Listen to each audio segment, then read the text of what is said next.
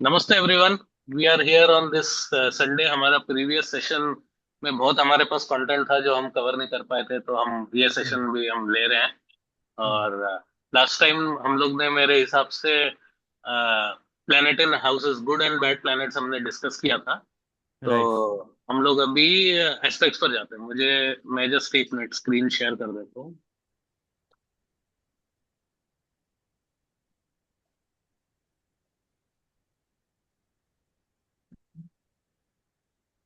Screen visible है? Yes. हाँ। J P ji, can you start with this? ये एस्पेक्ट्स हम शुरू कर देते हैं। श्योर। ओके, नमस्कार वंस हम्म, अगेन। तो आस्पेक्ट को समझने के लिए पहले हम ये समझते हैं आस्पेक्ट का हिंदी में मतलब क्या होता है। इसे रश्मि बोलते हैं। रश्मि मतलब, फॉर एग्जांपल, अगर आप लाइट ऑन करते हैं तो वो कहीं पे जाके कहीं से दूर से दिखाई देती है। तो हाँ। बल्ब जहां पे लगा है वो उससे अपोजिट डायरेक्शन में जाके उसका इम्पैक्ट डालता है। वो रोशनी उस तरफ को जाती है, उसके पीछे नहीं जाती। हम्म, इसी तरह से जो सेवंथ आस्पेक्ट है वो इसी तरह दिखाया गया है कि प्लेनेट जहां भी बैठा होगा उससे सेवंथ हाउस को वो देख रहा होगा और अपना इम्पैक्ट वहां डाल रहा होगा। एक तरह से वो प्रभाव वहां पे डाल रहा होता है अपने, जहां कहीं भी बैठा होता है उससे। सारे प्लेनेट राहु केतु को छोड़ के सेवंथ आस्पेक्ट उनके पास होता है। वो जहां भी बैठे होते हैं उससे सेवंथ हाउस को वो देखते हैं। अच्छा या बुरा एस्पेक्ट उनकी अपनी पावर के ऊपर होता है, वो कितनी स्ट्रेंथ में, किस साइन में बैठे हैं, किस हाउस में बैठे हैं, इस पे डिपेंड करता है। वरना हर प्लेनेट के पास एक सेवंथ एस्पेक्ट होता है। मतलब वो सामने वाले घर को देखता है। हाँ जी। जहां हम्म। कहीं बैठा होगा वो सामने वाले घर को देखेगा। इसे सम सप्तक भी कहते हैं। अगर पहले में बैठा है सेवंथ हाउस को देख रहा होगा, एक नंबर साइन में बैठा है तो आठ नंबर साइन को देख रहा होगा। 7 नंबर। बिल्कुल हम्म। नॉर्मल नियम है, इसमें कहीं कोई कंफ्यूजन नहीं होना चाहिए, क्योंकि ये बिल्कुल नॉर्मल एस्पेक्ट होता है। सारे प्लेनेट के पास ये एस्पेक्ट होता है। अगर वो एक हाउस में बैठा है उससे बिल्कुल ठीक सामने वाले हाउस में वो अपनी दृष्टि डाल रहा होगा, एस्पेक्ट डाल रहा होगा या उसको देख रहा होगा। तो वो, हम्म, इसको ऐसे भी कहा जाता है, अगर सूर्य कहीं बैठा है तो अपने साथ में हाउस को वो लाइट दे रहा होता है, उसको प्रज्वलित कर रहा होता है, उसे पावर दे रहा होता है। इसका एक कॉन्सेप्ट और है जो मैंने शायद पिछली बार भी डिस्कस किया था, शिव और शक्ति। शिव वो हम्म। है जहाँ पे प्लेनेट बैठा है, शक्ति वो हाउस है जहाँ पे वो अपना एस्पेक्ट डालता है। इसको ऐसे भी आप याद रख सकते हैं, शिव और शक्ति। शिव वहां है जहां पर प्लेनेट बैठा है, शक्ति वहां पर है जहां पर वो देख रहा है। तो इस, हाँ, कोई कुछ कह रहा है? इस इसमें मतलब वो जो जहां पे है वहां पे भी उसका पावर है और सामने वाले पे भी पावर है और दोनों सिमिलर इफेक्ट है। नहीं नहीं, सिमिलर नहीं है। देखिए, अब इसको समझिएगा। फॉर एग्जाम्पल, आप अपने घर में बैठे हुए हो, यहाँ पे आप कंट्रोलर हम्म। हो सकता है आप अपने सामने वाले घर को देख पा रहे हो हाँ। खिड़की से, और वहां पे अगर कुछ अच्छा बुरा हो रहा है आप देख के खुश भी हो रहे हो, दुखी भी हो रहे हो, और हो सकता है आप फोन करके उनको बता भी रहे हो वहां पे घर में दिक्कत हो रही है, हाँ। लेकिन आप कंट्रोल नहीं कर पा रहे हो। अच्छा। फॉर एग्जाम्पल, आपके फादर रह रहे हैं सामने या आपका बच्चा सामने रह रहा है, तो उसको ये ध्यान है कि पापा सामने वाले घर में रह रहे हैं या हम्म, बेटा सामने वाले घर में रह रहा है। तो हमें उस तरह संयमित व्यवहार करना है, लेकिन वो कंट्रोल नहीं कर पाएंगे आपको। आपने वो अपना ऑब्जर्व करेंगे। आप, वो ऑब्जर्व करते रहेंगे और वो थोड़ा इफेक्ट भी धीमे धीमे दे देते हैं। हाँ। नहीं, इफेक्ट देंगे, लेकिन वो जो जहां बैठे हैं, जहां वहां पे ज्यादा आप देंगे। हैं, वहां पे इम्पैक्ट ज्यादा होगा बनस्पत जहां पे आप देख रहे हैं। वहां पे इम्पैक्ट है उसका, लेकिन हम्म, 100% नहीं है। ऐसा नहीं कि बिल्कुल कंट्रोल कर ले, हम्म। बिल्कुल असर डालते हैं वो। फॉर एग्जाम्पल, अगर आपके फादर आपके सामने वाले फ्लैट में रह रहे हैं तो आपको ये एहसास हमेशा रहेगा कि फादर सामने वाले घर में रह रहे हैं। तो थोड़ा ध्यान से रखोगे आप। बिल्कुल हाँ, ध्यान से हाँ। रहोगे। या कोई इंस्पेक्टर सामने वाले फ्लैट में रह रहा है, हम्म। जज रह रहा है, तो हमारे व्यवहार में वो चेंज आ जाएगा। हाँ। दूसरे हम्म, से सन कहीं बैठा है वो देख रहा है, तो सामने वाले हाउस को वो कंट्रोल करेगा, बिल्कुल करेगा, लेकिन एक लिमिट में रह के। मतलब ऐसा नहीं कि वो जहां बैठा है वहां पे उसकी पावर ज्यादा है, क्योंकि वो उस हाउस को या उस जगह को कंट्रोल कर रहा है। उसी ठीक। तरह से अब तीन और प्लेनेट होते हैं जिनके पास उनके अपने स्पेशल एस्पेक्ट होते हैं। पहला होता है मार्स, जिसके पास फोर्थ, सेवन्थ और एट्थ एस्पेक्ट होता है। सेवन्थ तो कॉमन है, सबके पास होता है। फोर्थ एस्पेक्ट और एट्थ एस्पेक्ट इसके पास एक्स्ट्रा होता है। फोर्थ एस्पेक्ट को जनरल तरीके से जो डिस्कस किया गया है, फोर्थ हाउस हमारे खुशियों का होता है, फोर्थ हाउस हमारे सुख भाव को कहलाता है। तो जनरली जहां पर फोर्थ एस्पेक्ट मार्स का पड़ रहा होता है, अगर मार्स अच्छा है तो उस हाउस को वो अच्छा कर रहा होता है, उसको प्रोटेक्ट करने की कोशिश कर रहा होता है। इसीलिए मार्स फोर्थ हाउस में बैठा है, ये मंगल दोष है, लेकिन सेपरेशन होने में बहुत परेशानी होती है। क्योंकि वो फोर्थ दृष्टि से अपने सेवंथ हाउस को देख रहा होता है। अगर मार्स अच्छा है किसी भी वजह से, तो वो सेपरेशन नहीं होने देगा, और किसी भी वजह से आपको परेशानी आती रहे, लेकिन वो आपको सेपरेट नहीं होने देगा। उसी तरह से इसका एट्थ एस्पेक्ट होता है। एट्थ हाउस जिस जो परेशानी देता है, जो परेशानी का हाउस माना जाता है, उसी तरह से एट्थ एस्पेक्ट भी इसका बहुत अच्छा नहीं माना जाता। एट्थ एस्पेक्ट जहां पड़ रहा होगा, उन सब चीजों को भी ये दबाने, छुपाने, कंट्रोल करने की कोशिश करेगा, क्योंकि मार्स एक वॉरियर प्लेनेट है, मतलब ये सेनापति कहलाता है, जो जो इनका कैबिनेट है। तो एट्थ एस्पेक्ट से भी जहां देख रहा होगा, वो उन सब चीजों को कंट्रोल करने की कोशिश करेगा। फॉर एग्जाम्पल, अगर मार्स से एट्थ में वीनस बैठा है, तो आप ये समझ लें वो आदमी या औरत अपने स्पाउस पे 100% कंट्रोल करने की कोशिश करेगा या करेगा। वो इतना पजेसिव होगा अपने पार्टनर के लिए कि वो हर चीज का ध्यान रखने की कोशिश करेगा, और ये कभी कभी इस लिमिट तक चला जाता है कि वो फिर डिस्प्यूट होने का रीजन भी बन जाता है। फॉर एग्जाम्पल, मैंने वीनस का एग्जाम्पल लिया, तो वीनस हमारे कमाई को, इनकम को, लग्जरी को भी दिखाता है। तो ऐसे लोग अपने इनकम के सोर्स को, अपने पैसे को किसी के साथ शेयर करना बिल्कुल पसंद नहीं करते। आप दोनों एक सेम जॉब में हैं, सेम सैलरी पा रहे हैं, लेकिन आप सामने से बोलने में बड़ा हिचकिचाएंगे कि मुझे इतना पैसा मिल रहा है। जनरली लोग नहीं करते, लेकिन जिनका भी मार्स का एस्पेक्ट जा रहा है वीनस पे, वो तो बिल्कुल नहीं करेंगे। कहाँ इन्वेस्ट कर रहे हैं, किस में लगा रहे हैं, किस में नहीं लगा रहे हैं, बिल्कुल नहीं बताएंगे, या बताना पसंद नहीं करेंगे। तो तो फोर्थ एस्पेक्ट, हाँ आप कुछ पूछ रहे हैं, बताइए। एक सवाल है इसमें, सॉरी मैं रोक रहा हूँ आपको। जैसे मार्स का मतलब ये जो एस्पेक्ट है, वो ग्रह, दूसरा कौन सा ग्रह है उस एस्पेक्ट पे, उस पे इफेक्ट डालता है, या वो घर पे इफेक्ट डालता है? दोनों पे डालेगा, दोनों पर होगा। दोनों पे डालेगा। अगर जैसे मैंने अगर फोर्थ, अगर उसका फोर्थ एस्पेक्ट में कोई ग्रह आ गया है, हम्म। तो वो फ्लेवर चेंज हो जाएगा उसका। अगर सैटर्न आ गया है, हाँ। तो भाई बहुत घिसवाएगा वो घर से। आपको मिल जाएगी खुशी, लेकिन वो घिसवाता रहेगा, डिले होता रहेगा, लेकिन it will be the case कि वो डिले कर देगा, डिनाई नहीं करेगा, लेकिन एफर्ट आपको पूरे मारने पड़ेंगे। मून के ऊपर आ गया है, तो ऐसा हो सकता है कि मदर के लिए आप बहुत सपोर्टिव रहोगे, बट आप समझ सकते हो उसका साइड इफेक्ट क्या है। मैरिड लाइफ में भी हल्का फुल्का पुश एंड पुल हो हम्म। सकता है, क्योंकि आप मदर के पक्ष में हमेशा बोलोगे। हम्म। अगर ये हो गया कि मर्क्यूरी आ गया उसके उसमें, तो ऐसा हो सकता है आप अपनी सिस्टर के लिए करोगे। और फीमेल रिलेटिव्स अगर जॉइंट फैमिली में रहते हैं, तो मर्क्यूरी मैंने आपको लास्ट टाइम बताया था, फीमेल रिलेटिव्स को भी बता देता है। अगर कोई जॉइंट फैमिली में रह रहा है, तो उसके लिए भी आप सपोर्ट में आप रह सकते हो। तो इट डिपेंड्स हम्म। कि अगर वो घर खाली है, तो नॉर्मल सिग्निफिकेशन जो है वो हो जाएगा, लेकिन अगर कोई प्लेनेट उसमें आ जाए, तो फोकस उस पर ही रहेगा कि भाई इस पर ही ज्यादा ध्यान जाएगा। हम्म। मैं सेम एग्जांपल से आपको समझाने की कोशिश करता हूँ। मार्स अगर फोर्थ हाउस में बैठा है, हम्म।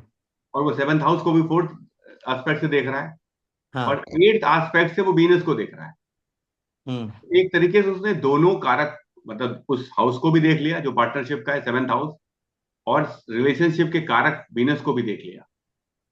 तो अच्छा। वो अपनी वाइफ या पार्टनर के लिए बहुत पजेसिव होगा, डिस्पाइट कि उनके रिलेशन अच्छे नहीं चल रहे होंगे, क्योंकि वो हम्म। मार्स है, वो कंट्रोल करने की कोशिश कर रहा होगा, और सामने से जो वीनस है वो बहुत सॉफ्ट प्लेनेट है, हम्म। वो उसको बर्दाश्त नहीं कर पा रहा होगा, तो चीजें उस लेवल पे जाएंगी। इसलिए सेपरेशन बिल्कुल नहीं कहा गया है, सेपरेशन नहीं होगा, लेकिन कुछ भी हो सकता है। सामने वाले का हेल्थ इश्यू हो सकती है, जॉब के लिए हम्म। अलग अलग हो सकते हैं, लेकिन जब वो मिलेंगे, वो हस्बैंड जब मिलेगा, पार्टनर जब मिलेगा, स्पाउस जब मिलेगा, वो तो नेचर वो, वैसा रहेगा। हाँ वो उसको, मतलब जैसे दो कंडीशन होती है, दो दो दोस्त हैं आपस में लड़ रहे हैं, जैसे पुलिस आई तो एकदम बिल्कुल नॉर्मल हो गया कि नहीं नहीं हमारे तो बिल्कुल नॉर्मल था। हम्म। सेम कंडीशन इन मियाँ बीवी में होगी, ये प्रॉपर लड़ रहे होंगे, लेकिन जैसे कोई तीसरा आएगा बिल्कुल नॉर्मल हो जाएंगे, नहीं कुछ भी नहीं खा सकते। ये जो तो जेपी जी ने हाँ। एग्जांपल दिया ना, जेपी जी हम्म। ने जो एग्जांपल दिया ना, उसका थोड़ा फनी तरीके से, वो धड़कन में सुनील शेट्टी है ना, उसके जैसा है कि भाई मैं तुझे लेके ही रहूंगा, भले ही एंड में वो किसी और के साथ हीरोइन चली जाती है, बट वो हाँ। फीलिंग्स पूरी बनी रहती है। वो नेचर कंट्रोल, वो जो है ना, कंट्रोलिंग तो नहीं, वो कंट्रोलिंग भी बोल दो तो ठीक है, बट वो जो उसका जो तासीर है ना वो ग्रह की, वो बना ही हुआ रहेगा। तो ये जो आप पैटर्न देखने लग जाओगे ना, तो hmm. Which is not necessarily bad. अगर कोई अगर वैसा पॉजिटिव है, तो ये भी बोलता है ना कि भाई उसकी नजरें तुम पर ही है और किसी पर नहीं है। लोग बोलते हैं ना हम्म। कि भाई मेरी बीवी बहुत मेरे पीछे पड़ी है, बोलते भाई बहुत बधाई हो भाई, किसी और की, हाँ। किसी और का वो वैसा कुछ लफड़ाई होगा ही नहीं, आपकी तरफ ही पूरी केंद्रित है, आप ध्यान दो घर में। हम्म। मैं जो तो वैसे ही कंडीशन बोल देता हूँ, यस। जो कंडीशन मैंने बताई उसमें भी सेम है। बिल्कुल। वो हम्म। बंदा सवेरे लड़के निकलेगा, हाँ लेकिन शाम को वो बिल्कुल पर्टिकुलर टाइम पे वापस आ जाएगा कि भाई आज घर में गड़बड़ हुई थी, मुझे अपने उसको संभालना है। हाँ। वो उस चीज को भी बर्दाश्त नहीं कर पाएगा कि भाई मैं लड़ाई करके आया था, मैंने ये कह दिया, मैंने वो। लेकिन क्योंकि वो मार्स है, इसलिए वो अपने आप को कंट्रोल भी नहीं कर पाएगा, वो चीजें भी आएंगी। मेरे हम्म। कहने का मतलब ये है। इसी तरह सैटर्न जब थर्ड सेवंथ हाउस को देख रहा होता है, वो हम्म। फिफ्थ हाउस में बैठा होगा, वो भी हाउस ऑफ रोमांस कहलाता है। हम्म। ये भी सेम कंडीशन देगा, लेकिन ये रिलेशन में ड्राइनेस दे देगा कि भाई ठीक है, जो मर्जी तो आई तुम करो, मुझे कोई खास फर्क नहीं पड़ता। हम्म। मैं अपने रिलेशन में वार्मथ नहीं मिलेगा आपको। हाँ। whoever सपोज किसी का पार्टनर के उसमें सैटर्न लगन में ही बैठा है, हम्म। ठीक है, तो वो वैसे भी जिसका सैटर्न लगन में है वो वैसे भी बहुत सीरियस बंदा या बंदी होगी, एकदम संजीदगी से ही वो लाइफ जिएगा या जिएगी, वो इतना रोमांटिक या एकदम ही इमोशन उसके छलकेगे नहीं बहुत। दूसरे पार्टनर को ये फीलिंग आएगी कि भाई ये है, इसका मतलब ये नहीं बंदे को फीलिंग नहीं है। It is hmm. जस्ट कि वो एक्सप्रेस नहीं करेगा। ऐसा कोई बाहर वाला देखेगा तो बोलेगा यार इन दोनों के बीच में कुछ केमिस्ट्री नहीं है, बड़े अजीबोगरीब कपल है। मतलब वाइफ हम्म। किए जा रही है और हस्बैंड एकदम ही ठंडे पड़े हैं, कुछ और नहीं, बट वाइफ नोस कि भाई इनका नेचर ही वैसा है। बाकी सैटर्न लगन वाले तो इतने हार्ड वर्किंग है, वो वाइफ नोस कि भाई बहुत मुश्किल से हम्म। निकले हुए हैं। तो वैसा है। तो वो जो नेचर है वो आप अगर आप पकड़ लोगे ना तो लाइफ का ट्रेंड ही पता चल जाएगा। तो हम्म। ऐसा हो जाता है कि ज्यादा रोमांस होता नहीं है, वो वैसे ही है। सैटर्न इज दुख का देवता। बहुत ही सिंपल हम्म। लैंग्वेज में एकदम बेसिक में मैं बोलूँ, दुख का देवता है। तो वो जहां भी देखेगा भी तो वहां भी आपको थोड़ा कष्ट दे देगा। लगन में है तो ऑफकोर्स खुद को तो देगा ही, प्लस जहाँ हम्म। सामने उसका दृष्टि जा रही है जिस जो भी घरों में, तो वहां वो दे देगा कि भाई वहाँ नहीं होगा उतना, इमोशंस का इतना छलकेगा नहीं आपकी स्पाउस की, देखे देगा ठीक है। ड्यूटी बाउंड लोग रहेंगे, वो वैसा टाइप की फीलिंग आएगी लोगों को। हम्म। तो फिर हम लोग क्लियर। आगे बढ़ते हैं। फिर हाँ। जी। नेक्स्ट प्लेनेट है जुपिटर। हम्म। जुपिटर को मैक्सिमम कारक दिए गए हैं ये अपने चार्ट में। लगभग 5 हाउस के कारक ये जुपिटर होते हैं। सेकंड हाउस हो गया, फिफ्थ हाउस हो गया, नाइन्थ हाउस हो गया, 11th हाउस हो गया, 12th हाउस। 12th house.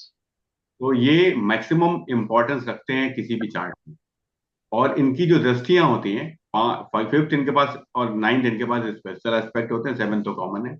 ये कहा जाता है जुपिटर जहां कहीं भी देख रहे हैं, जहां भी एस्पेक्ट डाल रहे हैं, उस हाउस को, उस साइन को, उस प्लेनेट को बहुत अच्छा करने के लिए पॉजिटिव वाइब्स देते हैं। मतलब ऐसा नहीं है कि ये हमेशा अच्छे ही कर रहे होंगे, लेकिन मैक्सिमम केस में ये ऐसा माना जाता है कि जहां कहीं भी ये देख रहे हैं वहां पर ये अच्छा ही कर रहे होते हैं। इसीलिए कहा गया है जुपिटर लगन का बहुत सी परेशानियों से आदमी को बचा लेता है, या ये कहा गया है कि शायद 1 लाख योग के बराबर होता है, पॉजिटिव योग के बराबर होता है। रीजन क्या है कि लगन में बैठा हुआ है जुपिटर, फिफ्थ एस्पेक्ट से फिफ्थ हाउस को देख रहा है।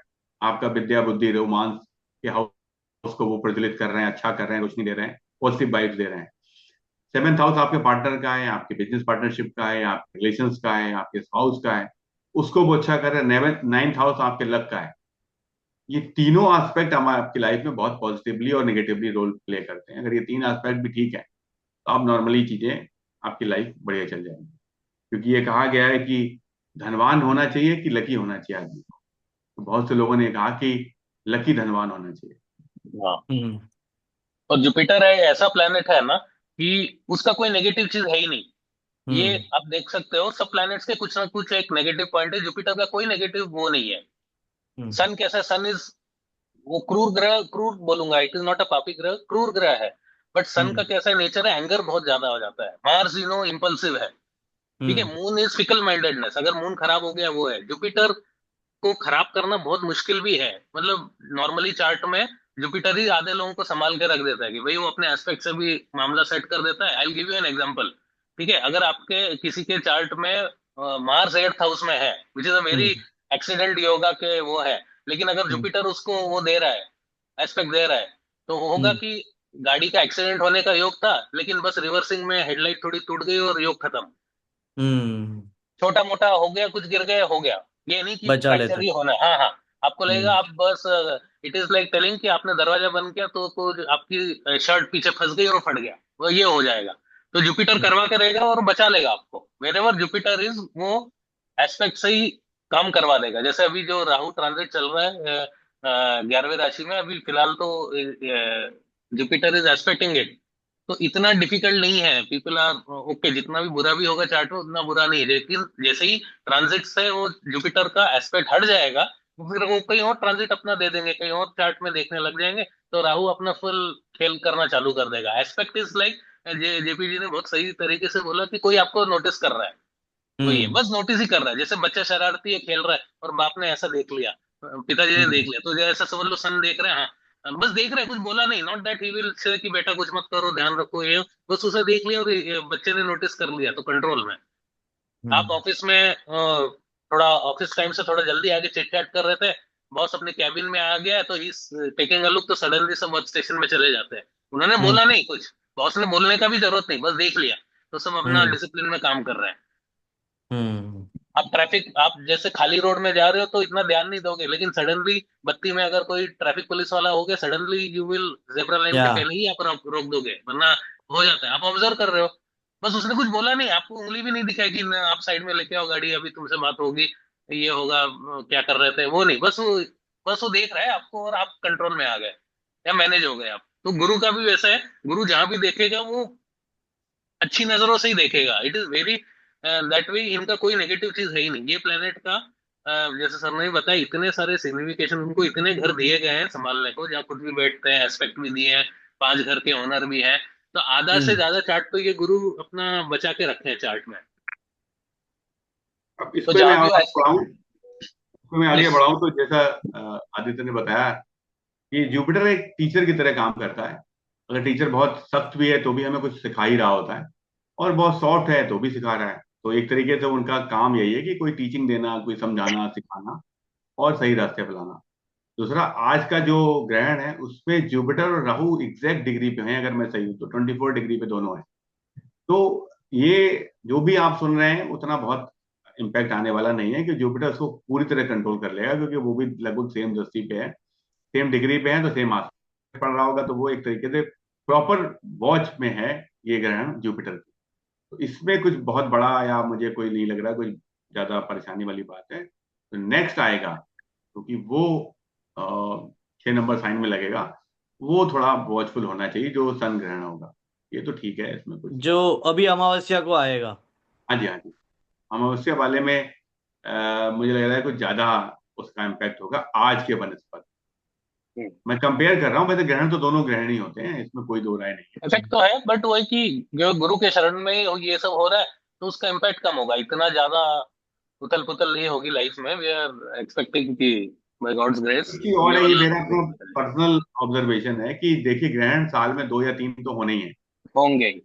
और ये मतलब अब आप ये इतना अच्छा चार्ट लेके बैठे हो, तो वो तो एक नॉर्मल प्रक्रिया है, वो होनी है। हम्म तो अगर वो आपके किस हाउस में हो रहा है, किस साइन में हो रहा है, उससे संबंधित कुछ प्लस माइनस हो सकता है, ज्यादा कुछ नहीं होगा। और सेकंड चीज जो होती है कि ये, अगर हम 6 अरब लोग हैं पूरी दुनिया में, तो उन सब पे इम्पैक्ट जा रहा है, तो इम्पैक्ट सेग्रीगेट हो जाता है सब में। वो पर्टिकुलर मेरे लिए नहीं आ रहा है। आपके हम्म सबको चार्ट में इम्पैक्ट हो जो, रहा हाँ, आपके चार्ट में जो योग है, जो कॉम्बिनेशन है, वो पर्टिकुलर आप पे आएंगे। हम्म बाकी जैसे इस समय बाढ़ आई है जहां पर, तो गांव के हम्म गांव डूबे हुए हैं, सब पे आ रहा है जो आ रहा है, इसीलिए वो बट जा रहा है।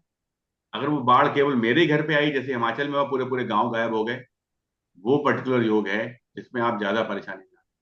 तो ग्रहण वो वाला है कि सब पे आ रहा है, बाढ़ आ रही है, सब डूबे हुए हैं, सरकार मदद कर रही है, दुनिया मदद कर रही है, आपको पर्टिकुलर आपके लिए कोई खतरा नहीं है। ऐसा नहीं कि आप उसमें कुछ एक्स्ट्रा करेंगे तो आप बच जाएंगे, या नहीं करेंगे तो बहुत परेशानी में आ जाए। है, तो हाँ, कॉमन है, वो सबके लिए कॉमन है। कॉमन है एक चीज और। इस पीरियड में जो नॉर्मल रिचुअल्स हमारे पूर्वजों ने बताए हैं, हमारे जो दोस्त यार बताते हैं, हमारे सीनियर्स बताते हैं, उनको फॉलो करना चाहिए। थोड़ा पूजा पाठ कर लेना चाहिए, थोड़ा दान धर्म कर लेना चाहिए, दैट्स इट। ये इनफ है मेरे हिसाब से। अब हम आगे बढ़ते हैं। Saturn also has a two different special aspect, third and tenth. Third aspect courage को दिखाता है, इफर्ट्स को दिखाता है। Wherever third aspect Saturn is putting, उस एरिया ऑफ लाइफ को इम्प्रूव करने के लिए, कंट्रोल करने के लिए आपको एक्स्ट्रा एफर्ट डालने पड़ेंगे।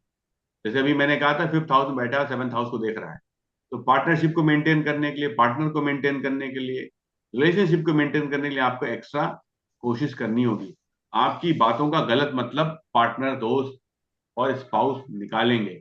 बोलते समय, बात करते समय, रिलेशन डील करते समय इन सब बातों का ध्यान।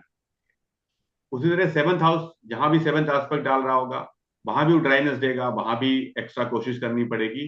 और 10th एस्पेक्ट जो होता है वो तो कर्म से रिलेटेड है, wherever 10th aspect is going from the Saturn, it shows your karmas. मतलब उस हाउस में, उस साइन में, उस प्लेनेट में से संबंधित कोई ना कोई कार्य आपको करना ही पड़ेगा और करना भी चाहिए, जिससे कि वो आपका एनर्जी बैलेंस रहे। तो अगर सैटर्न एक नॉर्मल तरीके से जब हम लोग कैरियर देखते हैं या किसी का कर्म देखते हैं, तो हम देखते हैं कि सैटर्न 10th दृष्टि से कहाँ देख रहा है।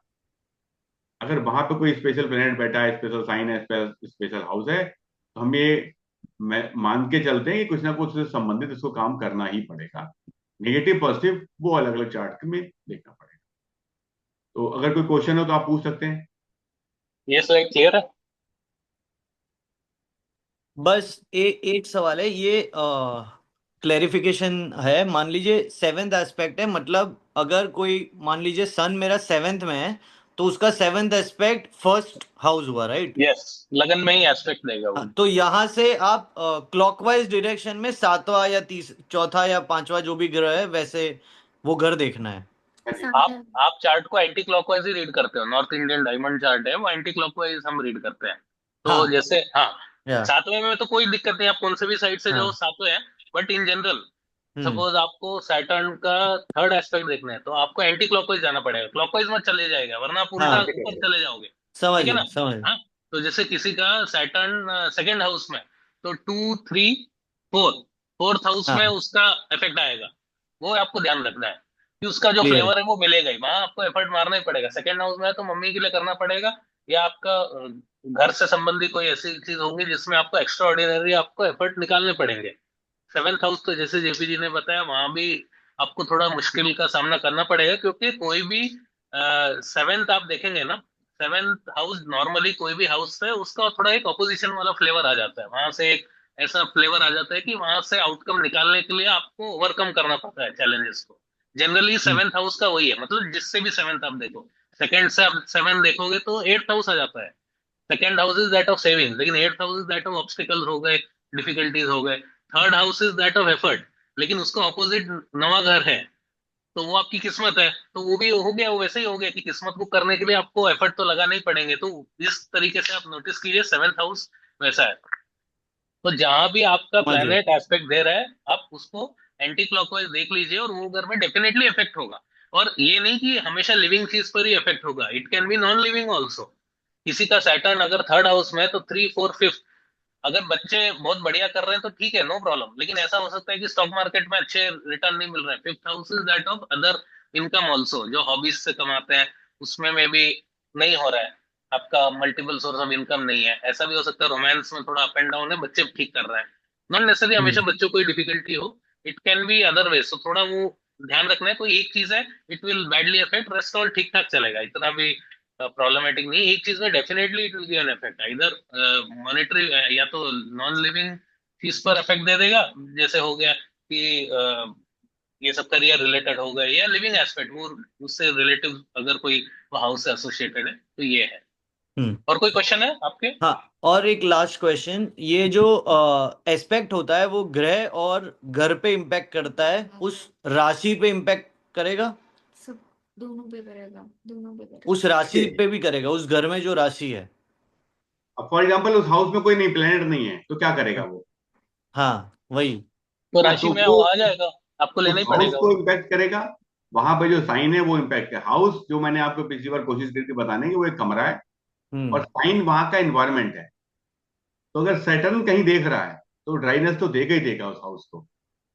थोड़ा अच्छा। कम इफेक्ट होगा अगर कुछ भी नहीं है वहां प्लैनेट, नहीं है ठीक है, तो कुछ नहीं, वो इफेक्ट कम आपको हो जाएगा। महसूस थोड़ा कम होगा। प्लेनेट बैठा है तो ऑब्वियस सी बात है, उससे हम्म, संबंधित कारक आपके लाइफ में प्लस माइनस हो जाएंगे, वो आपको हम्म, एग्जैक्ट दिखाई देने लगेंगे। सेवेंथ हाउस में कोई प्लेनेट नहीं बैठा है और सेवेंथ हाउस में सैटर्न देख रहा है, तो आप देखोगे कि भाई आपके फ्रेंडशिप कम होंगे, पार्टनर्स कम होंगे, दोस्त कम होंगे। होंगे वो बहुत अच्छे होंगे। हम्म, हो सकता है दो ही चार हो, पांच हो, तीन हो, एक हो, लेकिन जो है उससे फिर आपका सब कुछ शेयर हो रहा है। ऐसा नहीं हो सकता कि आप पब्लिक फोरम पे जाके सबके साथ खुल जाएं और सबके साथ बिल्कुल हम्म, नॉर्मल तरह से बिहेव करें। क्लियर। ये पैटर्न जरूर देगा। ठीक है, अभी हम लोग नेक्स्ट टॉपिक पर आते हैं। ये मतलब ये टॉपिक से लोग ज्यादा डरते ज्यादा है, जबकि मैं बोलता हूँ कि कॉन्फिडेंस से यू शुड लर्न। एंड जो भी डिफिकल्ट पीरियड आए, जो भी पीरियड्स का हम टॉपिक हम ले रहे हैं, उसको यू शुड फेस कॉन्फिडेंटली, क्योंकि डिफिकल्टीज तो आनी है। अगर कोई ज्योतिष नहीं भी पढ़ता, ऐसा नहीं है कि उसको नहीं मिलेंगे, मिलेंगे, बट अगर आपके पास करेज है, एक अंडरस्टैंडिंग है कि भाई वो डिफिकल्ट फेज आ रहा है, तो वो है। बट बहुत बार प्रॉब्लम क्या है कि अगर आप यूट्यूब में देखेंगे तो इतने बुरी तरीके से लोगों को समझाया जाता है कि शनि की 7.5 आ गई, आपका बुरा समय ये है, मेष राशि के लिए इतना बुरा समय, ये वो करके लोग वो ऐसे एडजेक्टिव्स का यूज करते हैं कि भाई वो पीपल आर वरीड, वो फिर रातों की नींद हराम हो जाती है। जबकि सैटर्न इतना बुरा भी प्लेनेट नहीं है, क्योंकि वो नेचुरल बर्थ चार्ट में उसको 10वें और 11वें घर का वो खुद मालिक है जी। 10वें घर जो कर्म का है, जो आपके वर्क रिलेटेड है, और 11वें घर जो इच्छा पूर्ति है। अब ये सोचो कि अगर उसको दुखी देना रहता तो उसको ये घर के ओनरशिप क्यों देते, कुछ और दे देते, एफर्ट का कुछ और घर का दे देते। बट इस दोनों को दिया हुआ है, क्योंकि सैटर्न हमेशा अपने जो भी चार्ट में है वो टेस्ट करेगा आपके पेशेंस को। बहुत स्लो प्लैनेट है, सबसे ज्यादा जो भी हम 7 ग्रह और राहु केतु के साथ, ये सबसे स्लोएस्ट प्लैनेट है। सूर्य के सबसे लंबे चक्कर यही लगाता है। एक राशि में एक पूरा राशि में निकलने के लिए 2.5 साल इसको लगेंगे। तो करेंटली अभी सैटर्न स्पाइसेस राशि में है। मार्च 29 से ट्रांजिट चालू हो गए, बीच में वो थोड़ा रेट्रो हो जाता है, तो वो थोड़ा इधर उधर हो जाता है, बट ब्रॉड ये है। तो जैसे अगर आप बोलोगे कि 7.5 क्या होता है, 7.5 इट इज ये वाला जो पॉइंट है, ये मून से देखा जाता है। मून के बिना ये 7.5 आप देख नहीं सकते हो। तो आपका बर्थ मून जो भी राशि में है, राशि देखना है, घर वो फ्लेवर दे देगा। अभी घर इसमें नहीं देखना है, जो भी राशि में है, अगर सैटर्न उसके एक घर पहले मून के ऊपर, या सेम घर जहां मून है और उसके एक घर आगे ट्रांजिट कर रहा है, तो ये 7.5 मानी जाएगी। एग्जाम्पल मैं अभी दे देता हूँ। अभी 7.5 पाइसेस की, जिनके मून इन पाइसेस है, उनका पीक 7.5 चल रहा है। इसका मतलब ये है कि जिनका मून एक्वेरियस का भी है, उनका भी 7.5 है। उनका छूट रहा है, क्योंकि ये वो वाला फेज है कि उनका आखिरी चल रहा है, इनका ये पीक चल रहा है। पाइसेस के ऊपर जो मून है, मून के ऊपर ही जो आपका ट्रांजिटिंग सैटर्न जा रहा है, तो ये पीक फेज है। इसमें सबसे ज्यादा mental tensions, pressures, pains, problems होते हैं। और जिसका मून एरीज में है, उसको भी फ्लेवर पता चल रहा है, क्योंकि वैसा है कि जिसका मून एरीज में है, उसका तो एंटर होने वाला है। हाँ, उसका एक घर पहले ही सैटर्न बैठा हुआ है ट्रांजिट में, तो उसको हम्म। फ्लेवर मिल रहा है। उसका फर्स्ट है, आपका इसका सेकंड है, जो पाइसेस है उसका बीच का ढैया चल रही है, जो सबसे ज्यादा डिफिकल्ट माना जाता है इन टर्म्स ऑफ जो मेंटल टेंशन हो जाते हैं। और थर्ड चल रहा है, जिसका मतलब कुंभ राशि का जिसका मून है, वो उसका छूट रहा है, उसका आखिरी वाला है। तो वो टेंशन थोड़े रिलीव हो जाते हैं, और जैसे ही ट्रांजिट खत्म तो दे आर प्रोबेबली ओके। ये आपको देखना है। अभी आप कैसे समझोगे कि अ, किसी का 7.5 आ रहा है विद इन 5 सेकेंड्स? आप बस हम्म। उसका चार्ट खोल के देखो, मून के साथ में नंबर क्या लिखा है, राशि का नंबर। अगर वो, मेरा हाँ, आप बताओ मे- आपका मून कौन से में है? मेरा मून एक्वेरियस में है। 9वें ग्रह में। ना। 9वें नौवे घर में। ग्रह। हाँ। That's okay. 9वें ग्रह में मून है कुंभ राशि के साथ। हाँ, तो आपका थर्ड फेज चल रहा है। तो अभी यू शुड एक्सपेक्ट कि टेंशन थोड़े खत्म होंगे। आप ये चीज बताइए कि पिछले जो 2.5 years आपका कैसा रहा है फिर? टेंशन भरा है, क्योंकि आपका बीच का पीक पीरियड चल रहा था फिर तभी। टफ हाँ। टफ या 2023 से लेके 2025 मार्च तक सैटर्न कुंभ राशि के ऊपर ही ट्रांजिट कर रहा था। तो ये वाला पीरियड जिसके भी राशि में है, उसको भरपूर मेंटल टेंशन या वैसे टाइप के प्रॉब्लम्स है। क्या आपने महसूस किया ये वाला? हाँ। हाँ, तो ये है, यही वो है। क्योंकि आप ये समझिए, एक मोटा मोटा आपको एक और मैं सूत्र दे देता हूँ कि मून के ऊपर कोई भी प्लैनेट, भारी प्लैनेट हो गए, जैसे Saturn is a very heavy planet, इतना बड़ा है, हम्म। कोई भी ऐसे भारी प्लैनेट ट्रांजिट कर लेते हैं ना, तो वो टेंशन ही दे देता है। हम्म। वो उसको ट्रबल कर देगा, क्योंकि इतना हेवी प्लैनेट ट्रांजिटिंग ओवर, ये आपको लगेगा ना कि ये ऐसा क्यों है, मून के ऊपर जा रहा है तो क्या है, what is so great, curiosity है। तो that is what happens. Emotional. हाँ। सिमिलरली इसका एक और साइड रोल ये भी है कि अगर जुपिटर मून के भी ऊपर जा रहा है, आपके बर्थ मून के ऊपर, हम्म। व्हेनेवर दैट हैपेंस, ये भी एक साइड रोल है, वो भी एक टेंशन भरा पीरियड ही रहता है। और तो गुरु जा रहा है तो इतना आपको वो टॉर्चर नहीं करेगा या आपको इतनी फीलिंग नहीं देगा, लेकिन आपका you will be feeling very tense, क्योंकि कोई भी भारी चीज, ये अगर सन भी मून के ऊपर से जा रहा है तो वो भी एक रहता है कि सन इज अ हॉट प्लेनेट, तो वो मून को ही बर्न अप कर देता है। तो सिर्फ एक हम्म वीनस और एक मरकरी है जो मून के ऊपर से जाते हैं तो बहुत अच्छा प्रभाव देते हैं, बाकी सब प्लैनेट्स आपको जैसे ही आपके बर्थ मून के ऊपर ट्रांजिट कर लेंगे तो डिफिकल्टी होती है। देखो सन का इतना डिफिकल्ट ट्रांजिट नहीं, क्योंकि एक महीने का ही है, आपको एक महीना पता भी नहीं चलेगा, चला जाएगा। मार्स 45 डेज लगभग एक राशि में रहता है। फिर आपका वीनस भी लगभग उतने ही दिनों का है। हाँ, मेन जुपिटर, जुपिटर तो खैर वो गुरु हो गया, वो ठीक है। मेन है सैटर्न का, सबसे लॉन्गेस्ट पीरियड यही रहता है लाइफ में। तो क्यों, और टोटल 7.5 आपके 7.5 साल की रह जाती है, क्योंकि हर एक राशि में 2.5 ईयर्स ट्रांजिट हो जाते हैं इसके। तो आपका 7.5 साल पीरियड आपका फुल परफॉर्मेंस मोड में रहेगा। जैसे मैं अपना एग्जांपल देता हूँ, मेरा सेजिटेरियस का मून है, हम्म ठीक है। तो मेरा जो 7.5 started when transiting Saturn was in Scorpio राशि, यानी वृश्चिक राशि में जैसे ही आ गया था, वो था हम्म लगभग 2014 के एंड में था। मैं मोटा मोटा बोल रहा हूँ, डेट मुझे याद नहीं, तो दैट इज द केस। तो मेरी जो 7.5 है तभी चालू हो गई थी, क्योंकि नाइन्थ मून है, नाइन्थ राशि में है। तो एट्थ में जैसे ही सैटर्न ने एंटर किया, उसने अपना कार्यक्रम चालू कर दिया। एंड इट एंडेड इन 2023 में मेरा खत्म हो गया, क्योंकि वो वैसा ही है, सबका ही 7.5 साल का ही रहता है। हम्म तो मेरा वैसा पीरियड था। तो आप देखिएगा मून का जैसे ही वो आपको नंबर दिखे राशि का, इमीडिएट आपको क्लिक होना चाहिए कि हाँ ये, किसी का अगर 11 12 एक नंबर का मून है, बर्थ मून, तो समझ हम्म जाइए उसका 7.5 ही चल रही है। तो आपका ही ये 11 कब नंबर है। हाँ, कब खत्म होगा ये? रफली 2.5 ईयर्स एक राशि में रहता है। तो जैसे ही हम्म आपका, जैसे आपका एक्वेरियस का मून है, तो आपका ये हम्म ये वाला थर्ड ढैया जो बोलते हैं, ये आपका खत्म होगा 2.5 ईयर्स बाद, यानी 2027 मिड में आपका, यू शुड एक्सपेक्ट मई 2027 में सैटर्न आपका निकल जाएगा। हम्म वो फिर आपका एरीज में चला जाएगा, तो आप, आपसे कुछ लेना देना नहीं आपके मून से, क्योंकि वो चला गया है। वो फिर 11 12 1 और वैसा हो जाएगा, फिर वो आगे ही चला गया, तो आपका 7.5 खत्म। अच्छा।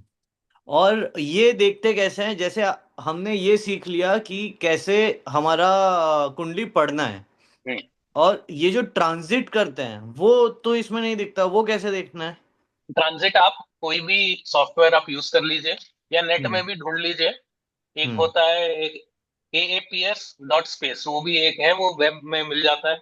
या कोई भी आप एस्ट्रो का ऐप आप यूज कर सकते हो, तो उसमें आपको दिख जाएगा कि कैसा है। और या तो नेट में ही सर्च कर लो, गूगल में ही टाइप कर लो ट्रांजिट ऑफ सैटर्न, तो वो ये पूरा दृक आपको पंचांग डेट्स, आप यूज कर सकते हो। दृक पंचांग एक दृक वेबसाइट है, पंचांग भी है।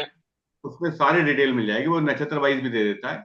हाँ, उससे आपको बहुत हेल्प हो जाएगी। कौन सा पंचांग? ग्रीक? दृक पंचांग। मैं मैसेज उसमें लिख हम्म दे रहा हूँ चैट। ग्रीक? ग्रीक क्यों बोलते हैं मतलब? दृक, मैं एक DRIK, मिनट। अच्छा अच्छा, ब्रेक। DRIK। ड्रेक। Okay okay.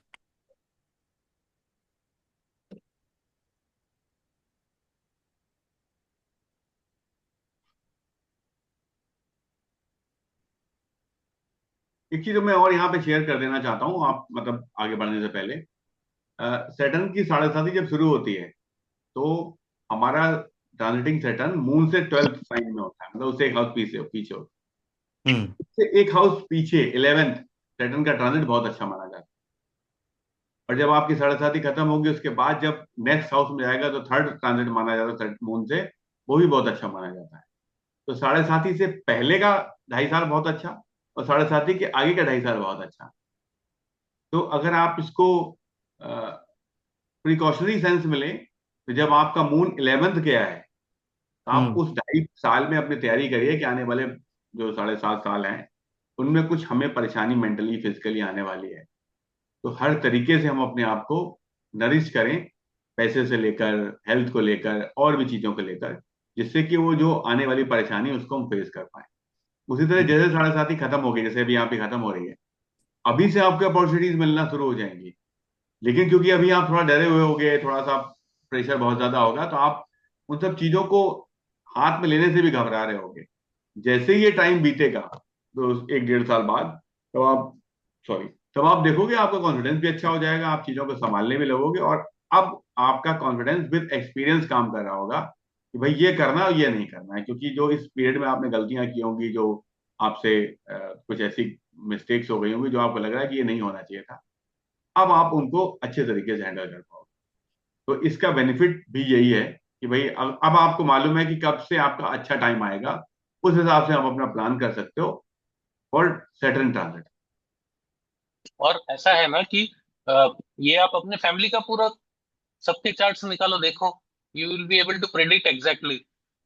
और ऐसा हो जाता है कि अगर आपके फैमिली के चार्ट्स हैं तो प्लानिंग बड़ा आसान हो जाता है कि भाई किसी का अगर है कि आपकी स्पाउस का हिस्सा मान लीजिए उनका, आई डोंट नो हम्म उनका क्या मून है, सपोज उनका डिफिकल्ट पीरियड आ रहा है, तो यू कैन बी प्रिपेयर। आप प्रिपेयर रह हम्म सकते हो कि भाई मैं एक्स्ट्रा कुछ कर लूंगा, I will hmm help her out in, अगर उनका हेल्थ में इफेक्ट हो रहा है या यू आर सीइंग कि उसका हेल्थ में थोड़ा अप्स एंड डाउन्स होंगे, तो मैं कर लूंगा घर में कुछ। हम्म अगर वो लग रहा है कि जॉब रिलेटेड टेंशन होंगे तो थोड़ा टाइटन अप कर लोगे, एसेंशियल एक्सपेंसेस ही करेंगे, बाकी सब सेव करते रहेंगे, बैंक एफडीज में डालेंगे, मतलब सेफ एवेन्यू में यू विल, मतलब साढ़े साथी वाला period is trying to play safe. Hmm safe लेना है, मतलब कोई रिस्क, बेवजह की रिस्क उठानी नहीं है।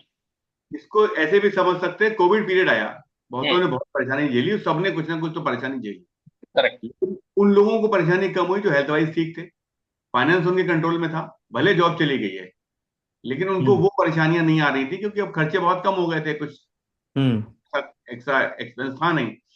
लेकिन जिनके पास वो भी नहीं था, हेल्थ उनके फेवर में नहीं थी, उनकी फैमिली उनके साथ नहीं थी, पैसा उनके पास नहीं था, उन्होंने बहुत बुरा टाइम बहुत देखा। बुरा टाइम है। कोविड हम में से किसी ने भी अच्छा टाइम देखा होगा, हमने भी, मतलब जिनके लिए हम कहते हैं उन्होंने बहुत पैसा कमाया, जो मेडिकल वाले थे उन्होंने भी टाइम खराब ही देखा। पैसा भले आ रहा था, क्योंकि डर तो राइट उनको भी उतना ही था, लेकिन वो मेडिकल शॉप पे बैठ के शॉप मेडिसिन बेच रहे हैं, तो फिर कोविड होने का चांस तो उनको भी था। हम्म। राइट ये बात है। हॉस्पिटल्स में जो लोग थे, मैं खुद उस समय हॉस्पिटल में था, मैंने 1 साल वहां पे सर्विस की, हमें मालूम मैंने क्या फेस किया। लेकिन जिनकी तैयारियां ठीक थी उन्होंने वो टाइम अच्छे से बिता दिया, हम्म सेफर निकल गए वो।